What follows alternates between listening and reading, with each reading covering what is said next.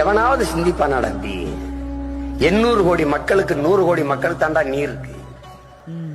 மீதி 800 கோடி மக்களுக்கு நீர் வளத்தை எப்படி பெருக்கிறதுன்னு சிந்திக்காம 100 கோடி மக்களுக்கு தான் இருக்கு. 2 விழுக்கடை தான் தண்ணி இருக்குன்னு அவன் வித்தா நல்லா சம்பாதிக்கலாம்னு சிந்திக்கிறான் பாருடா. அவனை கொல்லாம என்னடா பண்றது?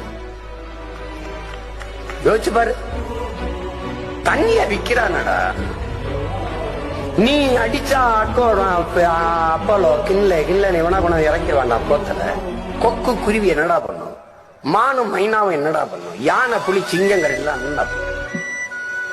நீ வீட்டுக்கு வீடு போர் போடுறிய 400 அடி 1000 அடி 500 அடின்னு. மரம் செடி கொடியெல்லாம் எவ்வளவு அடிக்கிறா வேற இறக்கம். கீழே போய் உறிஞ்சிட்டு வந்துருக்க. உலக உயிர்களை பற்றியே நீ கவலைப்படலைன்னா இந்த ஒரு இனம் தான் நான் கவலைப்படு. ஏன்?